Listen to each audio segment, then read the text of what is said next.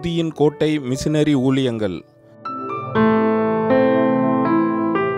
உத்தரப்பிரதேஷ், உத்தரகாண்ட், பீகார், ஹரியானா, ராஜஸ்தான், அந்தமான் நிக்கோபார் மற்றும் நேபாள். நமது துதியின் கோட்டை சபையின் மூலமாக செயல்படும் மிஷனரி ஊழியங்கள் கர்த்தருடைய பெரிதான கிருபையால் சிறந்த முறையில் நடைபெற்று வருகிறது. வட இந்தியாவின் ராஜஸ்தான் மாநிலத்தில் உள்ள மிஷனரி சாம்ராஜ் அவர்கள் தேவனை குறித்து அறியாத மக்கள் உள்ள பகுதியில் சுவிசேஷத்தை அறிவிப்பதற்கும் அப்பகுதியின் ஓர் இடத்தில் தேவனை ஆராதிப்பதற்கும் ஆராதனை கூடம் வொர்ஷிப் சென்டர் ஒன்று கட்டப்பட்டு தேவ கிருபையினால் பிரதிஷ்டை செய்யப்பட்டுள்ளது. இந்த ஆராதனை கூடம் மற்ற நாட்களில் திக்கற்ற பிள்ளைகளை கவனிப்பதற்கும் கைவிடப்பட்ட மக்களை பராமரிப்பதற்கும் பயன்படுத்தப்பட்டு வருகிறது. நேபாள தேசத்தில் உள்ள ஒரு கிராமத்தில் சபை ஒன்று 60% கட்டிடம் கட்டப்பட்ட நிலையில் ஆராதனை நடைபெற்று வருகிறது. மீதி வேலைகள் செய்து முடிக்கப்பட வேண்டும். அந்த சபையை குறித்து மிஷனரி பாஸ்டர் சார்ல்ஸ் அவர்கள் கூறும் காணொளி. ஒரு சின்ன இடமா இருந்தது, ஒரு குடிசையாக இருந்தது. இந்த இடத்துல இருந்து ஊழியத்தை செய்து நாங்கள் ஆரம்பித்தோம். அதற்கு பிறகு இந்த இடத்துல ஊழியம் நல்லா வளர்ந்து இன்றைக்கு அநேக ஆத்துமாக்கள் இங்கே வருகிறார்கள். இப்பொழுது இந்த சபையை இங்கே கட்ட கிருபை செய்திருக்கிறார்கள். பாருங்கள், இந்த இடத்துல பார்க்கும் பொழுது இந்த முன்கூட்டமாக நான் சொல்ல முடியும், இந்த சபை அதில் கட்டியிருந்த ஒரு வியூ, இந்த வியூவை பார்க்கும் பொழுது மிகவும் நன்றான ஒரு வியூ வைத்திருக்கிறார்கள். உற்பத்தி இடத்தை நாங்கள் என்ன செய்கிறோம், இந்த அருமையான இந்த சபை கட்டப்பட்டிருக்கின்றது. இந்த சபையிலே அநேக ஜனங்கள் இப்பொழுது வந்து கொண்டிருக்கிறார்கள். அநேக ஊழியம் நடந்து கொண்டிருக்கின்றது. Pastor Thapa is a very good young man and his wife is so they are very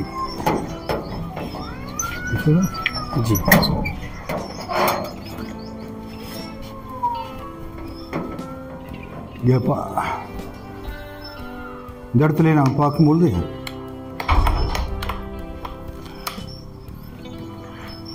அருமையான இந்த இடம்.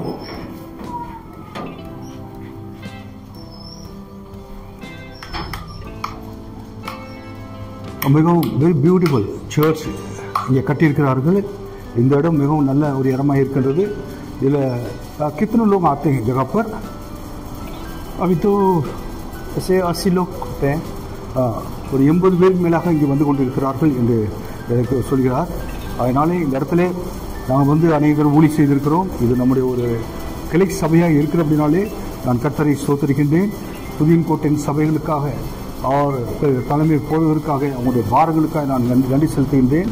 நேபாள் தேசத்திற்காக நீங்கள் செபித்துக் கொள்ளுங்கள். இது மாத்திரம் அல்ல, இன்னும் அநேக ஆண்டவர் காரியங்களை செய்து கொண்டு வருகிறார்.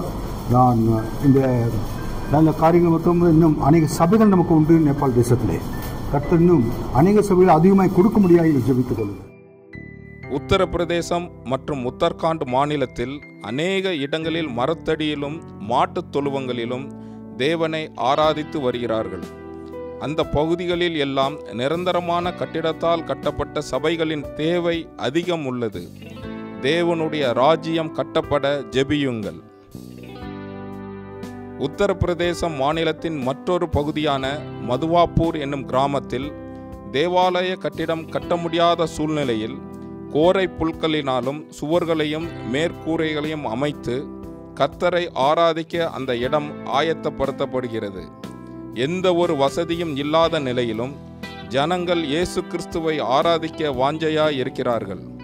இந்த கிராம மக்களை குறித்தும் சொந்தமான சபைகளின் தேவைகளை குறித்தும் மிஷனரி பாஸ்டர் சார்ல்ஸ் அவர்கள் நம்மோடு பகிர்ந்து கொள்ளும் காணொளி. கர்த்தருக்கு ஸ்தோத்திரம்.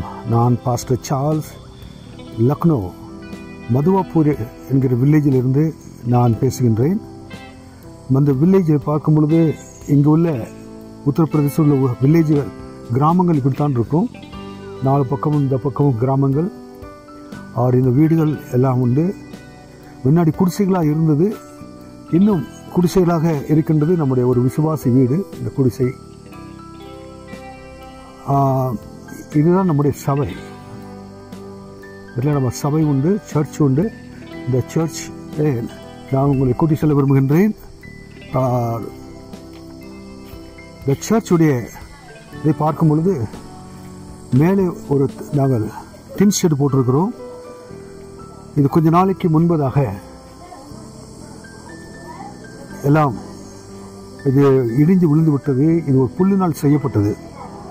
இந்த புல்லினால் செய்யப்பட்ட இது மிகவும் இது கொஞ்ச நாளைக்கு தான் இருக்கும். அதற்கு பிறகு இதை மாற்றிக்கொள்ள வேண்டும்.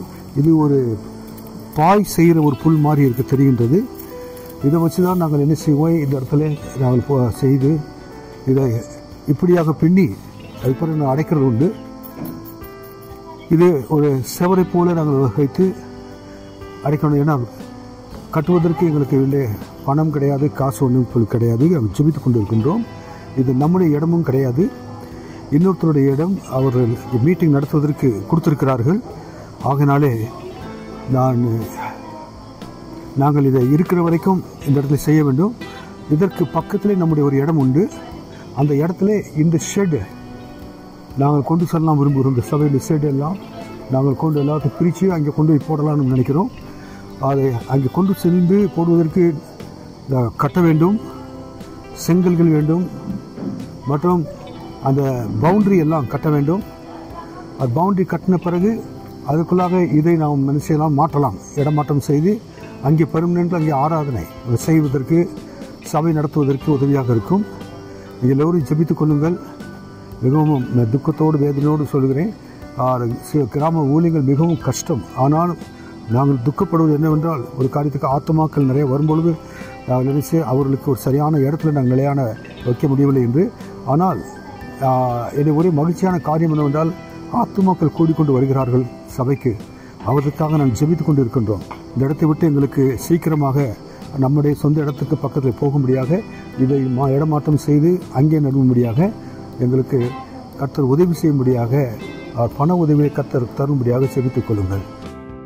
வட இந்தியாவில் ஆராதனை ஸ்தலம் கட்டிடம் கட்டுவதற்கு பலவிதமான தடைகள் இருந்த போதிலும், பல விதங்களில் முயற்சி செய்து கடினமான சூழ்நிலையிலும் பொருளாதார தேவைகள் மத்தியிலும் தியாகத்தோடு தேவாலயம் கட்டுவதற்கு எடுக்கும் முயற்சியை தேவன் வாய்க்க பண்ணும்படியாகவும், நமது துதியின் கோட்டை சபை தாங்கும் மிஷினரிகளையும் அங்குள்ள ஊழிய தேவைகளையும் உங்களுடைய ஊக்கமான ஜெபத்தினாலும் உதாரத்துவமான காணிக்கையினாலும் தாங்கும்படி அன்புடன் கேட்டுக்கொள்கிறோம்.